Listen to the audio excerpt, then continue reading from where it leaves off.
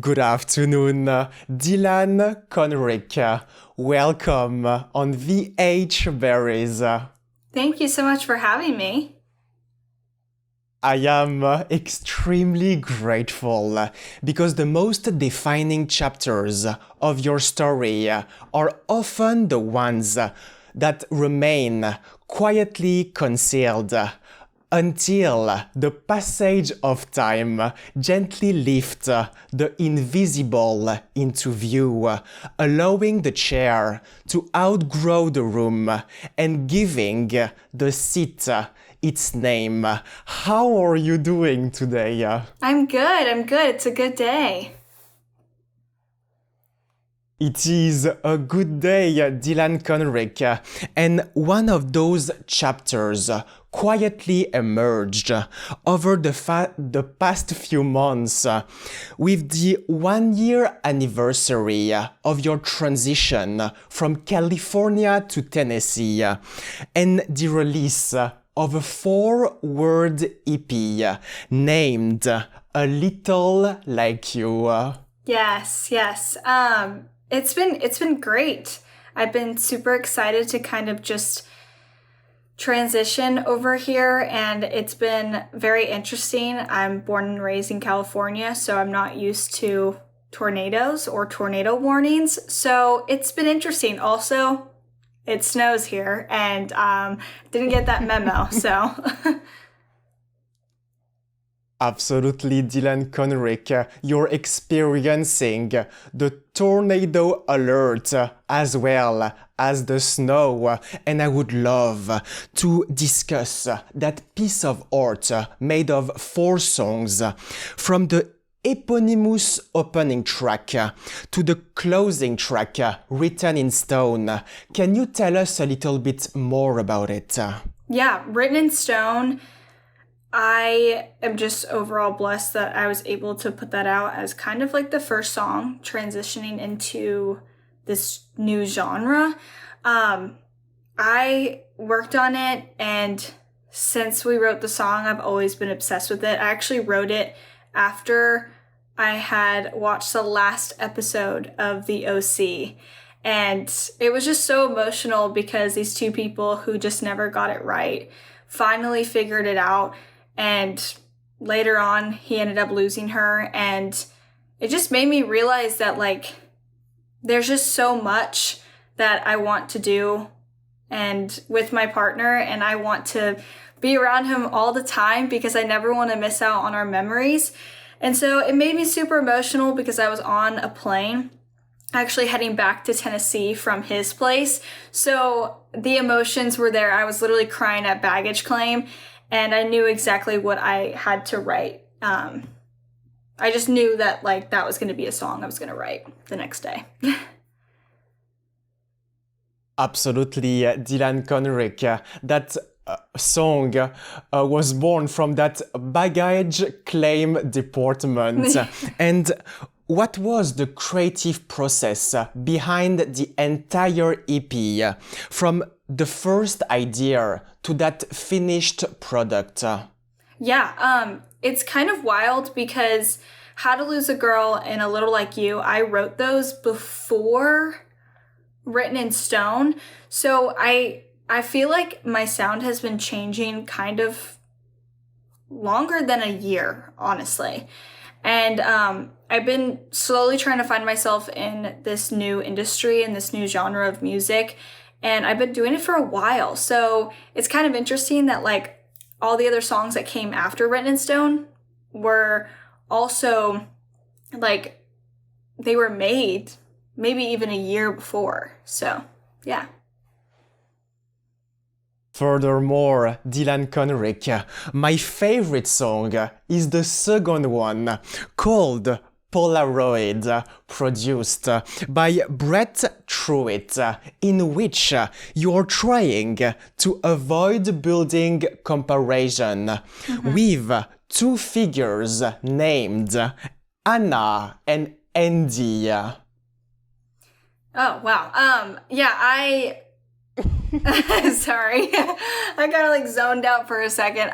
Polaroid, that overall was just kind of something that I had felt being 6 months living in Nashville. And as much as I love Nashville and I love that, you know, if you go on Music Row, you're always seeing writers' accomplishments, songwriters' accomplishments, and then also artists as well, outside of Warner Chappell or Warner Music and all that kind of stuff. So it is really cool kind of just driving down that street, but at the same time, being new in the industry after I had kind of lived in the pop world for a couple years prior to that, it was very humbling, and I really felt like I was starting from scratch. I was starting over. It's a new sound, which means there's going to be new listeners, and I was just overall super overwhelmed with all of it, and I feel like I was just carrying so much weight on my shoulders. So when I went into that session, I was actually crying before I was on the phone with someone, kind of just telling them how I felt. And I ended up going in, and there was no way I could hide that I was crying. So I just told them what I was going through. And then Nicole was like, life's kind of like a Polaroid. And I was like, huh? And she was like, like when you take the picture, you don't see the full, it's not clear. The picture is not clear. So I was just like, okay. And she's like, yeah. So like basically when the picture is not clear, like you have to wait and, you have to let it settle and process, and then you see the full picture after. And after that, I was like, wow, I did not realize that. And I also feel like that helped me so much. Just overall thinking about that, not putting so much pressure on myself to be at a certain point in life. And yeah, I was just like, you know what? That makes sense. And that really helped me. So that song overall helped me, and I wanted to put it out to help other people too who felt the same. Absolutely, Dylan Conrique. And you just mentioned the word wait, which is exactly how we feel when we listen to that particular track, because you are reflecting on your life choices and desires, especially when you sing, I'm lost and lonely half the time, feel like I'm just walking blind. Just give me some sort of sign. Yeah, those lyrics were, just, I moved to a totally different state, started over, had no friends, was super confused and lost and lonely all at the same time because I had to start all over. I had to start all over with friends in the industry. And to me, it just was really hard for me. So I just wrote it on paper, I guess. Moreover, Dylan Conrique, that track named Polaroid is also aligned with the visual identity of the EP cover, as you chose to use a monochrome Polaroid with emerging sunlight. Can you tell us a little bit more about that specific cover? Yeah, actually, let me pull it up so I can kind of get a little specific with it. So with the cover art, we took those photos with David Odd. We did actually a whole photo shoot, and we got a bunch of cover art from that one photo shoot. He's amazing. He's an amazing photographer. And with Polaroid, it made sense because of that picture. It kind of felt like it was like bright, and it was a bright flash in black and white. It felt right to put kind of the film around it that made it look like a Polaroid, just to make it feel a little bit on the vibe, same on the vibe, As a matter of fact, Dylan Conrique, there is a real vulnerability in the way you write that doesn't shy away from the uncomfortable side of relationships. What made you want to write the following track called How to Lose the Girl? Yeah, I wrote that song a long time ago. I wrote it about a breakup that I had went through, and instead of feeling sad, I actually felt like weight was lifted off my shoulders. I feel like it was a song that everyone needed, and it was kind of clever because when we were writing it, we were like, all right, we should just name everything that he did and then be like, that's how you lose the girl. And so everything in that song is true. And yeah, I feel like that's why it's so personal to me, and also why a lot of people relate to it, because it is something that we all go through. We all go through breakups. Either we feel really sad after, or we feel like, you know what, that was something I needed to learn, and now I know what I don't want in my next relationship. And so, yeah, it all came from that, really. Absolutely, Dylan Conrique. And that song, named How to Lose the Girl, is a personal invitation to add my own fourth verse, which starts with, don't gift her Dylan Conrique's Sign Collector's Cassette, available on Depop, Yes. featuring 2 tracks on each side and rated 5 stars by Zara Cupcake 2 days ago. Yeah, those cassettes were actually so cool. When we kind of started thinking about the idea, we're like, gosh, like, are cassettes really in? Are people going to think this is weird? But I think it's super unique because we don't have cassette players. We don't listen to on cassettes. We have these phones, and we listen to on Spotify and Apple Music. And so I wanted to make something that kind of felt like it was a collectible and that you could keep and just, you know, do whatever. You can listen to it you can listen to it. It like actually has 4 songs on it. So we just felt like it was something cool and unique and just super different. And I'm really glad we did that. And we have extra. We did a 100 cassette tape giveaway, and now we have like an extra 100 to sell. So yeah, that's all on my Depop. It is Dylan Conrique, a very unique object, and when Zara Cupcake gives her approval, that is basically a bestseller guarantee and the best companion for your listeners to survive this summer. Yes, I'm glad that Zara Cupcake liked it. I hope that everyone gets to enjoy it. So yeah. As a matter of fact, Dylan Conrique, that EP named A Little Like You contains many layers, bigger than a cupcake, but built the same way, with sponge, filling, frosting, and candles that we commonly call a birthday cake. Yes. Gotta love that song. You're clever with that one. That was good. That was good.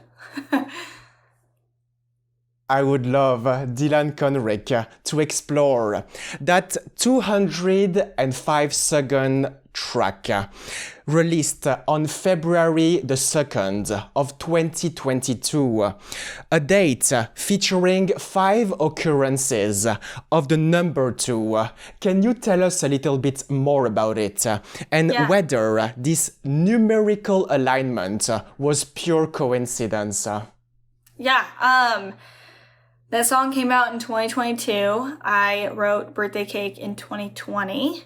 So it had sat in, on the shelf for so long, and I had never planned on putting it out. It was always just going to be my best friend Kaylee's song. Until January rolled around, or December rolled around of 2021. And we had no clue what the next song was going to be. We just weren't sure. And I was talking to Kaylee about it, and she was like, well, why don't you put out Birthday Cake? Like, when are you going to put that out? And I was like, I never planned on putting that out. Like, that's your song. Like, I don't plan on putting that out in the world. Like, I always love to make music for my friends. Like my friend Lauren, like she has a song that I wrote for her, and I don't know if that'll ever see light, but you know, like I love doing that for my friends, and I love just like helping with music. And if I could do that with the world, I would love to do that. And so when Birthday Cake was kind of the subject we were talking about, she really wanted me to put it out. So I went back to the drawing board. I was like, all right, well, the vocals are 2 years old, so we need to re-record the vocals, and we need to make this song even better than what it is. And so we added a violin, we added a bunch of stuff in production and re-recorded the song and started teasing it. And it just, like, I still to this day, I don't think I can kind of wrap my head around how big it became. And yeah, it's just wild, because I guess when it comes to writing music that's so personal to you or personal to somebody in your life, you never think like, oh, that there's thousands of other people that have gone through almost the exact same thing. And so when I put it out, it made me realize like how needed this song was for a lot of people. And so putting it out, I was just kind of like, all right, here it is. Like, let's just see how it does. And within 3 days, we got 300,000 streams. And that was actually wild to me, because I remember recording myself and showing the screen and just bawling my eyes out, because I didn't understand it. I was so new in the music industry, and I was just a tiny little artist, and it really just changed my life. And I got to get in the biggest rooms. I've got to work with huge writers and huge producers, and I will forever be grateful for that. But it is wild, because that song is coming up on 5 years. Am I correct? Next year? Is that 5 years, I think? No, wait. Absolutely. I don't know if it's 5 years. I might be wrong. But I saw somebody said something about 5 years, and I just ran with that, and I didn't do the math.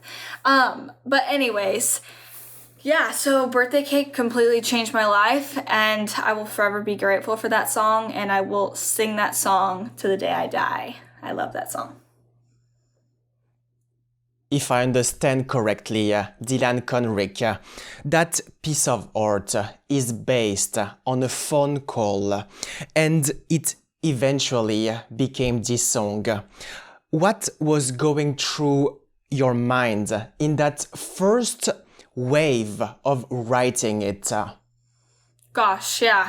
I really just wanted to start from the beginning.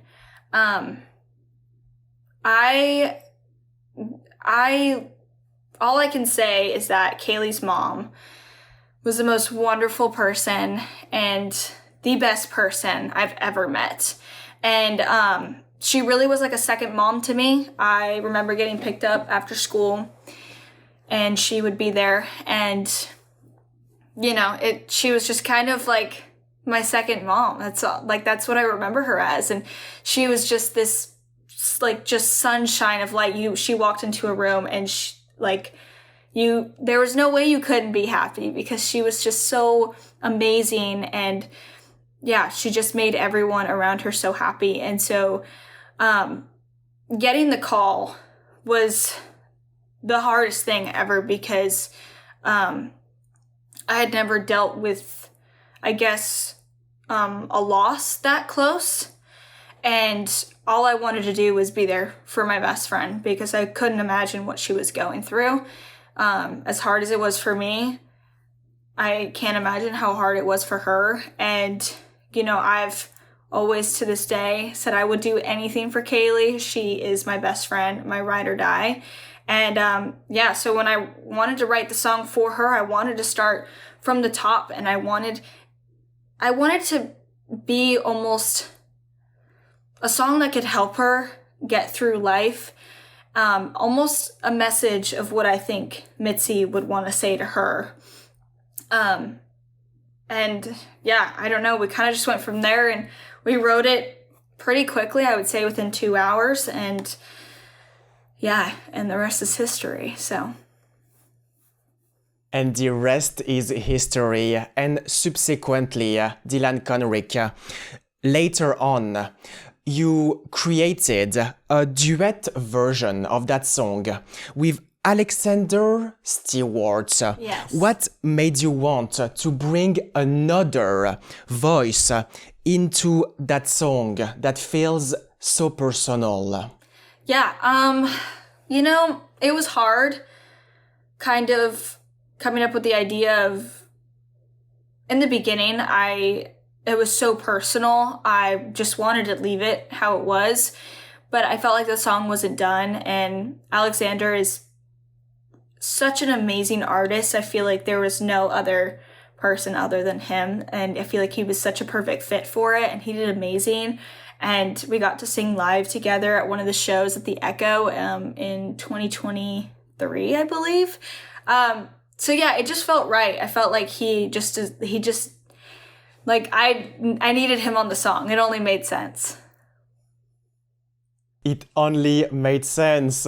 And additionally, Dylan Conrique, you are going to perform that song very soon on stage, as you are touring with Cameron Whitcomb at the end of the month, performing in 3 different states within 72 hours and forming an equilateral triangle between Missouri, Iowa, and Illinois.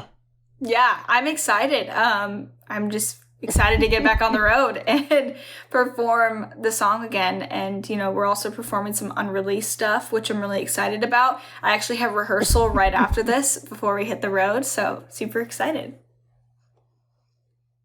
You are very excited about that tour, Dylan Conrique, and in this respect, to commute between those locations, you will need to cross Interstate 35 North and Interstate 80 East using a vintage orange 2-door fastback, similar to the one driven by Tamara Collins in The Rookie.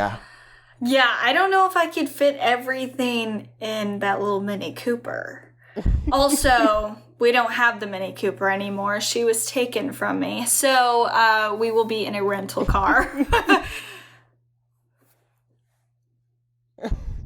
Absolutely, Dylan Conrique, and I would love to explore and discuss that television series that you joined on season 3.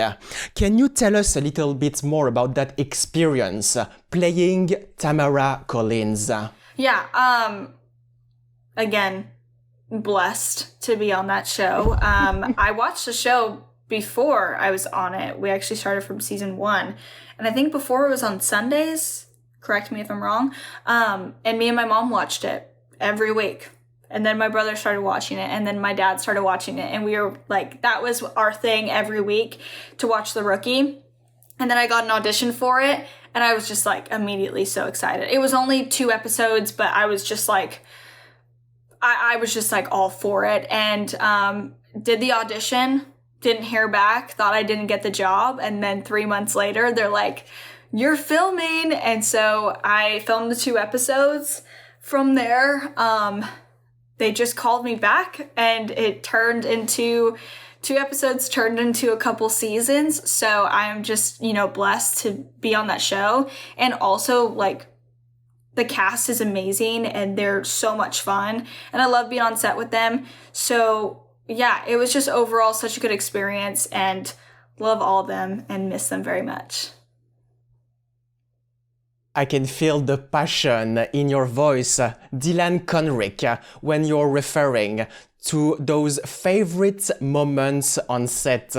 And in that 3rd season, your character, Tamara Collins, sold that vintage orange car to buy some new clothes, earrings, and probably some quad roller skates as well to dance with Lexi on the maple hardwood floor. Yeah, well, I actually can't remember what her excuse was that she needed to sell the car for. But it's been so long. Like, I wish I knew all my scenes by heart. But yeah, no, like that was funny. Just like every time they kept bringing me back. Like, I was always getting in some sort of trouble, and then, you know, I really do love the dynamic between Melissa's character Lucy Chen and my character Tamara Collins. I just love the dynamic that's there, and yeah, I feel like, you know, they've gone through a lot together, and yeah, I miss it. Absolutely, Dylan Conrique. And I also mentioned the object, which is the quad roller skate, as I am referring to a short film directed by Nicole Rubey-Media and produced through the American Film Institute Conservatory called My Life Stopped at 15. Can you tell us a little bit more about that short film? Yeah, when she came to me about the short film, we had lots of conversations, and from the first meeting, I was immediately sold. This is what, you know, I feel like that the story was so impactful and just really meant a lot for me to do this project. And so she, you know, held my hand through it all. And it's a very sad story. And, you know, I wanted to do it more for people to kind of, I wanted to be the person that helped Nikki get through it. So, overall, I love her. She's great. And if she ever needs me again, I'm ready. So, yeah. If I understand correctly, Dylan Conrique, you're always ready for a new project with Nicole Rubey-Media. Yes. And how did you approach that specific character from your memories of that set? Yeah, how I prepared for it is we had actually lots and lots of meetings. I remember she came over to my house, and we kind of just sat out on the porch, and we talked about everything, and we talked about the story, and we talked about in depth, like, all the specific stuff. And, you know, like, she really helped me kind of put it all on camera, and bring it all together. So yeah, I feel like it was a lot of just talking and really understanding the depth of the film and exactly what we were trying to tell everyone through that. And so I felt really honored to be able to be put in that position to film something like that. So with that, you know, like, I feel like I'll always be grateful for that as well. Absolutely, Dylan Conrique.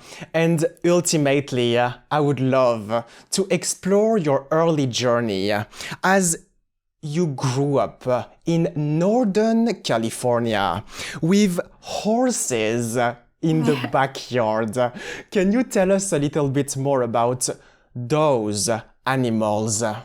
Yeah, I grew up in Northern California. I was born in Gilroy. My parents owned a horse stable right off the 101 in the Bay Area. And yeah, so I was just always around horses. I had my first horse named Giggles. She was a little pony. And yeah, we just always had horses in our backyard. So when we made the move to SoCal, we had to sell everything. And that was really hard to not, you know, have our animals with us anymore. And yeah, now we're back to it. My parents are in Texas and they've got their horses again, and I go there all the time and get to see them and ride. So I feel like, you know, I grew up pretty cool life, and I feel very fortunate to, like, you know, just be able to have animals around me all the time. I'm such an animal person. I love dogs, I love cats. We never had chickens, but I could see myself having chickens at some point.